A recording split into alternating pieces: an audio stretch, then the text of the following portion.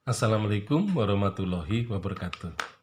Babat satu generasi juga tampaknya ditemukan di daerah Kebumen. Jadi di Kebumen ada sebuah babat yang bercerita secara khusus kepada tokoh yang menjadi satu-satunya bupati pada zaman pemerintahan kolonial Belanda. Jadi setelah Perang Jawa hampir selesai ya.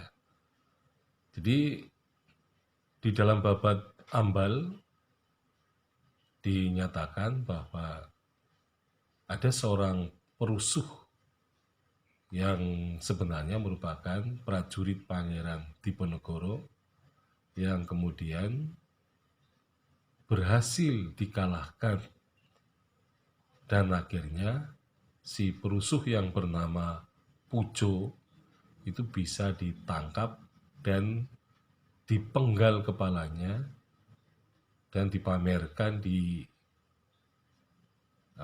tempat yang disebut tadi di Ambal itu.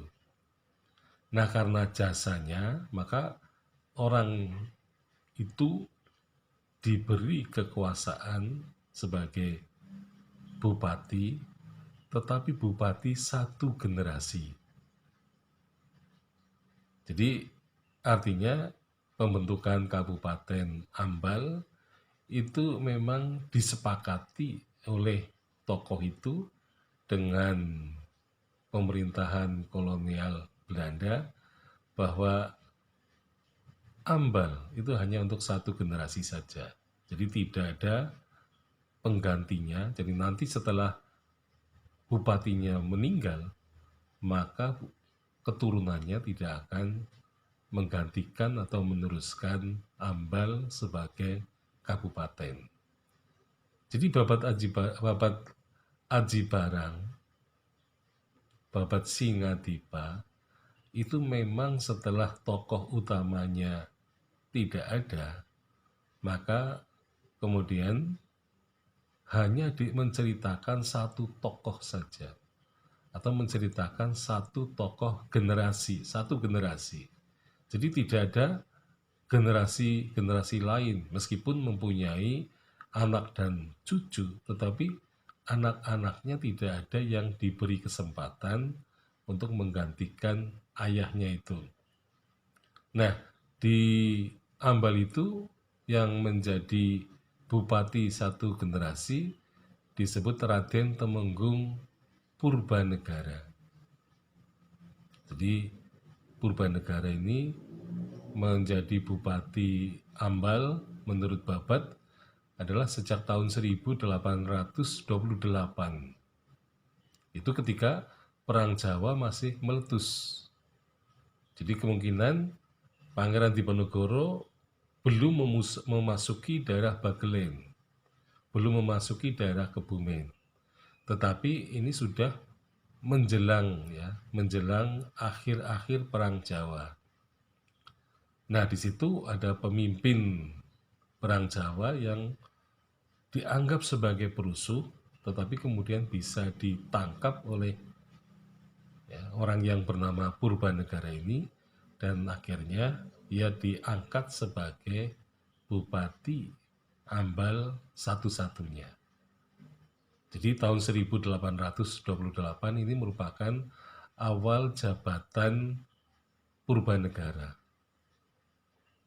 Nah, kemudian Purbanegara ini ketika wafat tahun 1872,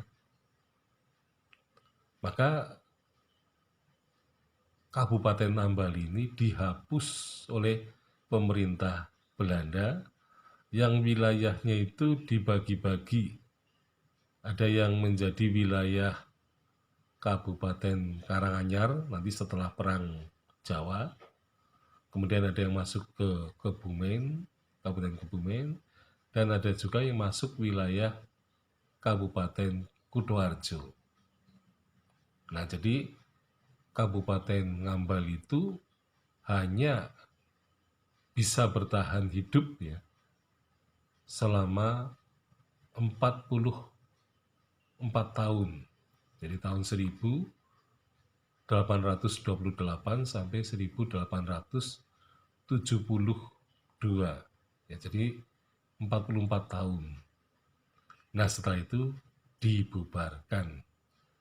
Nah, perlu dijelaskan bahwa Bupati Purbanegara ini mempunyai salah seorang menantunya yang kemudian menjadi Bupati Banjarnegara, yaitu Jayanegara I.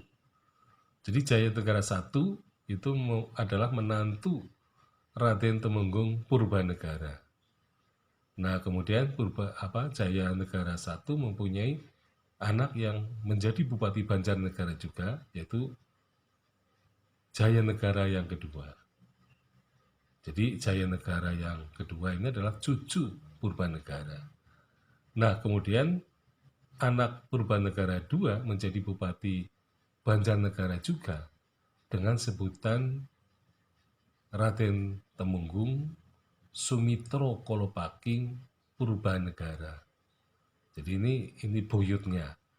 Jadi Sumitro Kolopaking ini adalah keturunan Kolopaking dan campuran Purbanegara. Nah, Jayanegara sebagai Bupati Banjarnegara sebagai keturunan Kolopaking memang tidak boleh menggunakan nama Kolopaking karena dilarang oleh Belanda, karena Kolopaking ini berpihak pada Pangeran Diponegoro ketika Perang Jawa. Nah, tetapi Sumitro Kolopaking ketika ditawari akan menduduki jabatan bupati di Banjarnegara, ia meminta kepada pemerintahan Belanda, kolonial Belanda, bahwa dia diperbolehkan untuk menggunakan nama Kolopaking. Dan ternyata permintaan Sumitro ini dikabulkan.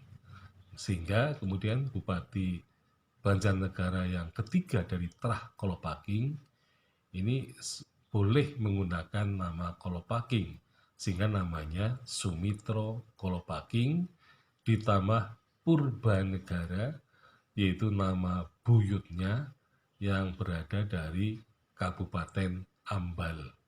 Sekian, Assalamualaikum warahmatullahi wabarakatuh.